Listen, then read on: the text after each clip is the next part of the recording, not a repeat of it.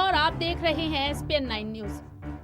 1984 से अपने राजनीतिक सफर की शुरुआत करने वाली वसुंधरा राजे साल 2003 में राजस्थान की मुख्यमंत्री बनी। मुख्यमंत्री बनने के साथ ही अपना उन्होंने पहला राजनीतिक सबक सीखा और वो था विरोधियों को समायोजित कैसे करते हैं। हालांकि वसुंधरा सीएम तो बन गई, लेकिन उनके खिलाफ विरोधियों का हल्ला बोल अभी जारी था।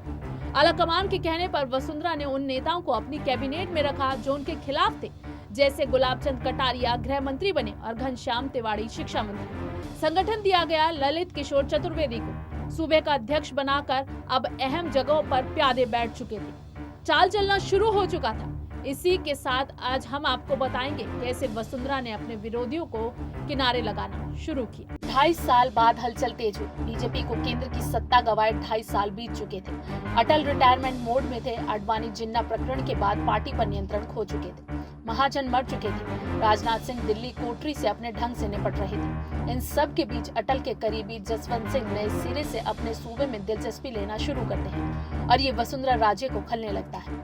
जसवंत सिंह की अटल सरकार के दौरान छवि पूंजीवाद और अमेरिका समर्थक की थी। दत्तोपन ठेंगड़ी और सुदर्शन वाला संघ उन्हें पसंद नहीं करता था, लेकिन राजस्थान में एक्टिव जसवंत सिंह के नेताओं को ही साध रहे थे। राजे धड़ा नए सिरे से ताकतवर महसूस करने लगा। फिर आया साल 2006 का दिसंबर। वसुंधरा राजे सरकार के 3 साल पूरा होने का जश्न मना रही थी। विरोधी धड़े ने इसी मौके पर बगावत की शुरुआत कर दी। पहला मोर्चा खोला घनश्याम तिवाड़ी की तरफ से। वो राजे सरकार की कैबिनेट मंत्री थे और फिर घनश्याम तिवाड़ी ने जो किया उसे वसुंधरा ने सीधे चुनौती के तौर पर। दरअसल राज्य सरकार से अलग घनश्याम तिवाड़ी ने अपना कार्यक्रम किया। इसमें किताबनुमा दस्तावेज रख अपने काम गिनवाए। गांवों का इतिहास लिखने की महत्वाकांक्षी योजना की घोषणा की। राज्य ने इसे खुली चुनौती के तौर पर ली। वसुंधरा अभी एक विरोधी से निपट नहीं पाई थी कि तब तक जसवंत सिंह ने उनके खिलाफ मोर्चा खोल दिया। अक्टूबर 2007 में बाड़मेर का जसौल गांव नेशनल मीडिया की सुर्खियों में था। वजह थी जसवंत सिंह के घर होने वाला रियाड़ कार्यक्रम। ये जसवंत सिंह का निजी कार्यक्रम था। इसमें राज्य के कई मंत्री मसलन नरपत सिंह, राजवीर, गुलाबचंद कटारिया और घनश्याम तिवाड़ी मौजूद थे। इसके अलावा ललित किशोर चतुर्वेदी, रघुवीर सिंह कौशल, जोगेश्वर गर्ग, कैलाश मेघवाल और महावीर जैन जैसे वरिष्ठ नेता भी। आपको लगेगा कि यहाँ राज्य विरोध की कोई रणनीति बनने के चलते सुर्खी हासिल हुई होगी। नहीं, खबर बनी अफीम खाने को लेकर। दरअसल पश्चिमी राजस्थान में खुशी और गमी के मौके पर अफीम मिली गुड़ की डली मेहमानों को परोसने का रिवाज है। बस ऐसा ही कुछ जसवंत सिंह के यहाँ भी हुआ। परंपरा निभाने के नाम पर विद्रोही खेमे के कुछ नेताओं ने केसर की डली मुंह में रख ली थी, लेकिन मामला मीडिया में उठ गया। जोधपुर के एक वकील ने अदालत में मामला दायर कर दिया। वसुंधरा विरोधी खेमे के नेताओं पर मुकदमे कायम हो गए। केसर की परंपरा कानूनी रूप से गलत होने के बावजूद पश्चिमी राजस्थान में बहुत आम है। यही वजह थी कि इस मुकदमे को वसुंधरा राजे के पलटवार के तौर पर लिया गया। 2006 में पार्टी अध्यक्ष बने महेश शर्मा।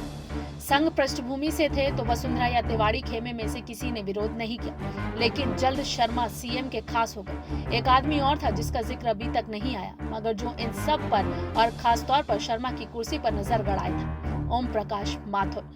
माथुर कभी शेखावत के विरोधी खेमे में गिने जाते थे। शेखावत की सरकार थी और माथुर प्रदेश में संगठन मंत्री। उन्होंने संघ के जरिए दबाव डालकर ये सुनिश्चित किया था कि मुख्यमंत्री लगातार उनके साथ समन्वय बैठक करें। वहीं ओपी माथुर अब गुजरात में बीजेपी प्रभारी थे। जब दिसंबर 2007 में गुजरात चुनाव में बीजेपी ने लगातार तीसरी बार जीत हासिल की तो माथुर का सीवी मजबूत हो गया और फिर राजनाथ सिंह ने उन्हें उनका मुंह मांगा असाइनमेंट दे दिया। राजस्थान बीजेपी अध्यक्ष वसुंधरा आलाकमान के इस फैसले से खुश नहीं थी। आलम यह कि राष्ट्रीय अध्यक्ष ने फैसले के बारे में चर्चा के लिए मुख्यमंत्री को फोन किया, मगर उन्होंने बात करने से इनकार कर दिया। तब खींचकर मिर्जापुर के बाबू साहिब ने माथुर के नाम का दिल्ली से ही ऐलान कर दिया और इसके साथ ही ऐलान हो गया आलाकमान बनाम वसुंधरा की जंग का। माथुर का साथ दिया सूबे में तैनात संघ के पॉलिटिकल एजेंट यानी पार्टी संगठन मंत्री प्रकाश चंद्र ने। फिर कुछ ऐसा हुआ जिसमें वसुंधरा राजे को मनाने के लिए आलाकमान को हस्तक्षेप करना पड़ा। साल 2008 में राजस्थान में विधानसभा चुनाव हुए। संगठन की तरफ से 50 टिकट मांगे गए। वसुंधरा राजे अड़ गई। आखिरकार आलाकमान के हस्तक्षेप से मामला सुलझा। संगठन को दिए गए 30 टिकट। चुनाव के नतीजे आए। कांग्रेस को मिली 96 सीटें। बीजेपी के खाते में आई महज 78 सीटें। हार के बाद वसुंधरा निशाने पर आ गई। उन्हें कहा गया कि हार की जिम्मेदारी लेकर इस्तीफा दो। वसुंधरा ने जवाब में आंकड़े पसार दी। उन्होंने कहा कि संगठन ने जो 30 टिकट बांटे थे उसमें से 28 पर पार्टी हारी थी, इसलिए हार की जिम्मेदारी संगठन की है, उनकी नहीं। इस्तीफा कुछ दिन के लिए टल गया। मई 2009 लोकसभा चुनाव के नतीजे आए। बीजेपी की गिनती 116 पर सिमट गई। राजस्थान में बीजेपी की बुरी गत हुई। 25 में से सिर्फ 4 सीटें मिली। इस बार हार का ठीकरा राज्य पर फूटा। क्यों? क्योंकि प्रचार के आखिरी 3 हफ्ते वो झालावाड़ में ही रही, जहां से उनके बेटे दुष्यंत लोकसभा चुनाव लड़ रहे थे। बेटा जीता, लेकिन सूबा हार।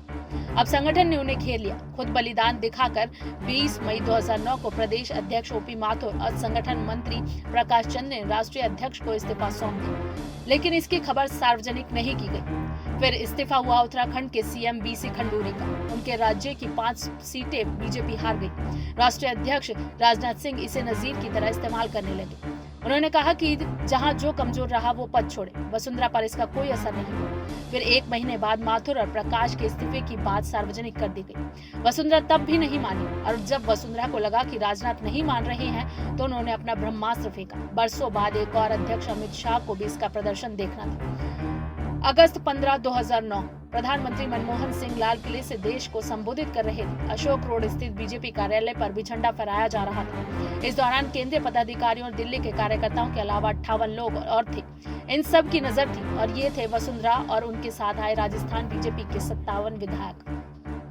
ये शक्ति प्रदर्शन था केंद्रीय संगठन के सामने वसुंधरा का, कि अगर ज्यादा दबाव डाला तो इन सब के साथ पार्टी छोड़ दूंगी। बात संघ तक पहुंची। फिर 2 रोज बाद राजनाथ ने पलटवार किया। राज्य के 2 खास सिपह सलार राजेंद्र राठौड़ और ज्ञानदेव आहूजा पार्टी से निलंबित कर दिए गए। निलंबन के आदेश पर दस्तखत थे अरुण चतुर्वेदी की, जो प्रकाश माथुर के इस्तीफे के बाद एक बार फिर राज्य में पार्टी के अध्यक्ष थे और थे राजनाथ के करीब। 15 अक्टूबर 2009 को बीजेपी संसदीय बोर्ड की बैठक चल रही थी। बैठक में वसुंधरा राजे का मामला उठा और राजनाथ ने आडवाणी से कहा, अब बहुत आगे निकल चुकी है बात। इस्तीफा न होने पर पार्टी को शर्मिंदगी उठानी पड़ेगी। आडवाणी ने ज्यादा विरोध नहीं किया, जबकि वसुंधरा को अब उनके खेमे में गिना जाता था। 23 अक्टूबर को वसुंधरा ने इस्तीफा भेज दिया। इसकी खबर सबको हो गई, मगर इस्तीफा किसी को नहीं मिला। कांग्रेस विधायक और स्पीकर दीपेंद्र सिंह शेखावत को तो कतई नहीं। राजनाथ कसमसा गए, लेकिन अब उन्हें अपनी कुर्सी की चिंता थी। जिन्ना प्रकरण के बाद 2005 में वो अंतरिम अध्यक्ष बने थे। फिर 2006 में 3 साल के लिए 2009 के चुनावों में हार पर उन्होंने दूसरों की बलि ली थी। अब उनकी बारी थी। नागपुर से अध्यादेश आ चुका था, यानी बहस की कोई गुंजाइश नहीं थी। दिसंबर 2009 में नितिन गडकरी ने दिल्ली आकर ध्वज प्रणाम किया और उनके आते ही एक नया दौर शुरू हुआ। राजनाथ वसुंधरा से निजी खुन्नस पाले थे। गडकरी ने भागवत के कहने पर युक्ति से काम लिया। भागवत उमा हो या वसुंधरा, पार्टी में उनके लिए जगह बनाए रखते थे। गडकरी ने वेंकैया नायडू को मध्यस्थता के लिए कहा। नायडू भी वसुंधरा की तरह आडवाणी खेमे के व्यक्ति थे। समझौता हो गया। वसुंधरा नेता प्रतिपक्ष का पद छोड़ेंगी, संगठन की शर्त। वसुंधरा को मंजूर हो गई। नेता प्रतिपक्ष कोई और बीजेपी विधायक नहीं बनेगा। वसुंधरा की इस शर्त को संगठन ने भी मंजूर कर लिया। 22 फरवरी 2010 को इस्तीफा हुआ। कुछ हफ्तों बाद शेखावत के दामाद नरपत सिंह राजवी ने नेता प्रतिपक्ष की कुर्सी पर दावा ठोका। आलाकमान ने खास ध्यान नहीं दिया और 2 साल ऐसा ही रहा। इस्तीफे के बाद राजे जयपुर से बाहर ही रही। 1-1.5 साल और उनके विरोधी अपनी दावेदारी ठोकने लगे। यात्रा करके साल 2012 चुनाव से 1 साल पहले पहला दावा ठोका गुलाबचंद कटारिया ने। दक्षिण राजस्थान में लोक जागरण यात्रा का ऐलान कर प्रेक्षक बोले, वसुंधरा कोई यात्रा करे उससे पहले विरोधियों ने उनका दावा इस्तेमाल कर लिया। वसुंधरा शांत रही। फिर घनश्याम तिवाड़ी ने देव दर्शन यात्रा का ऐलान किया, शेखावटी और मारवाड़ के इलाके में। अब वसुंधरा शांत नहीं रही। उन्होंने बगावत का संकेत कर दिया। तिवाड़ी के खिलाफ नहीं, जाएं नेताजी और देवता निहारे। कटारिया के खिलाफ बीजेपी के 78 में से 60 विधायकों ने अपने इस्तीफे पार्टी को सौंप दिए। प्रदेश अध्यक्ष अरुण चतुर्वेदी और प्रभारी कप्तान सिंह सोलंकी के पसीने छूट गए। कटारिया की यात्रा कैंसिल हो गई। 2 फरवरी 2012 अरुण जेटली का अशोक रोड स्थित घर, यहाँ पहुंचे 2 लोग, एक बगल के पार्टी दफ्तर से, दूसरा जयपुर से। राजनाथ और वसुंधरा की मीटिंग थी ये। दोनों बैठे, पुराने गिले शिकवे दूर हुए। कुछ रोज बाद राजनाथ ने मुस्कुराती वसुंधरा के बगल में खड़े होकर ऐलान किया उन्हें राज्य में पार्टी का प्रदेश अध्यक्ष बनाने का। वसुंधरा जयपुर रवाना हो गई और 3 नेता जयपुर से वाया दिल्ली रवाना हुए नागपुर। घनश्याम तिवाड़ी, रामदास अग्रवाल और गुलाबचंद कटारिया संघ के दरबार में अपनी बात कहने सब कही सुनी गई, मानी नहीं गई, क्योंकि संघ को विधानसभा और फिर लोकसभा चुनाव की चुनौती नजर आ रही थी। वसुंधरा ने चुनाव से कुछ महीने पहले स्वराज संकल्प यात्रा निकाली। फिर आए नरेंद्र मोदी। बीजेपी की ताकत 2 गुनी हो गई। उधर सूबे के लोग थे जो गहलोत से कम मनमोहन सरकार से ज्यादा नाराज थे। केंद्र सरकार पर एक किस्म का जनमत संग्रह सा हो गया ये। बीजेपी को 200 में से 164 सीटों पर जीत यानी 3/4 से ज्यादा का बहुमत मिला। अभूतपूर्व शब्द ऐसे ही मौकों पर इस्तेमाल होता है। फिर इस मौके की वजह से बताया गया मोदी मैजिक। वसुंधरा बोली सिर्फ मोदी की वजह से नहीं जीते, मोदी चुप रहे क्योंकि अभी एक चुनाव बाकी था। फिर आया चुनावी साल, दिल्ली फिर बदल चुकी थी। जिन नितिन गडकरी को दूसरा कार्यकाल मिलने की बात चल रही थी, वो पूर्ति घोटाले के लपेटे में बद गवा चुके। क्लीन चिट काम नहीं आई और अब आए राजनाथ सिंह एक हिदायत के साथ कि हमारे तय किए नामों पर आपको संगठन में माहौल तैयार करना है, अपने नाम तय नहीं कर रहे। बीजेपी ने, मोदी ने, क्षत्रपों ने दिल्ली जीती। राजस्थान की बात करें तो सारी की सारी 25 लोकसभा सीटें वसुंधरा ने मोदी को पहली दिख दी। मंत्रिमंडल में जगह को लेकर मोदी ने साफ कर दिया, कोई नेता पुत्र नहीं चलेगा। दुष्यंत का पत्ता कटा तो वसुंधरा ने किसी का नाम आगे नहीं किया। आलम यह कि शपथ ग्रहण से कुछ घंटे पहले सुर्खियां संभावितों का नाम ये बन रही थी कि राजस्थान के सब सांसद राजस्थान हाउस में इकट्ठे हैं। मुख्यमंत्री के निर्देश का इंतजार करते संघ ने एक बार फिर दखल की। एक राज्य मंत्री राज्य से बन गया, बात आगे के लिए टल गई। फिर ललित मोदी प्रकरण में वसुंधरा गिरी, लेकिन अमित शाह चाहकर भी कुछ ना कर पाए क्योंकि मोदी ने वसुंधरा के साथ सुषमा स्वराज का भी नाम लिया था। फिर शुरू हुआ 2018। अमित शाह अब आर या पार के लिए तैयार थे। एक बार फिर पार्टी का प्रदेश अध्यक्ष पद वो अखाड़ा बना जहां जोर आजमाइश होनी थी। अब तक इस पद पर वसुंधरा के खास अशोक परनामी तैनात थे, उनका इस्तीफा ले लिया गया। अमित शाह ने नाम बढ़ाया जोधपुर के सांसद और मोदी सरकार में मंत्री गजेंद्र सिंह शेखावत का। वसुंधरा ने साफ इनकार कर दिया। हफ्ते बीते, फिर महीने, विपक्षी पार्टियां खिल्ली उड़ाने लगी। संघ ने फिर मध्यस्थता की। संघ के नंबर 2 भैया जी जोशी ने मोदी को साफ कर दिया, हम येदियुरप्पा जैसी स्थिति दोबारा नहीं चाहते। पार्टी अध्यक्ष को फिर झुकना पड़ा क्योंकि विधायक फिर वसुंधरा के साथ थे। कितने सरकार बनाने के लिए जितने चाहिए उससे कहीं ज्यादा 163 में से 113 विधायक इन्हें लेकर वसुंधरा फिर दिल्ली पहुंची। अमित शाह को राजनाथ वाला सबक याद था, उन्होंने मिलने से इनकार कर दिया, मगर सबको खबर हो गई। फिर एक दिन नाम आया मदन लाल सैनी, सीकर के रहने वाले लो प्रोफाइल राज्यसभा सांसद। पार्टी के नए अध्यक्ष। वसुंधरा मुस्कुराई, शांत रहे। मोदी ने मुंह घुमा लिया अगले मौके के लिए। आपको ये वीडियो कैसा लगा हमें कमेंट बॉक्स में जरूर बताएं, और अगर आपको हमारा ये वीडियो पसंद आया है तो इसे लाइक, शेयर एंड कमेंट जरूर करें, और हमारे चैनल SPN9 न्यूज को सब्सक्राइब करना बिल्कुल भी ना भूलें।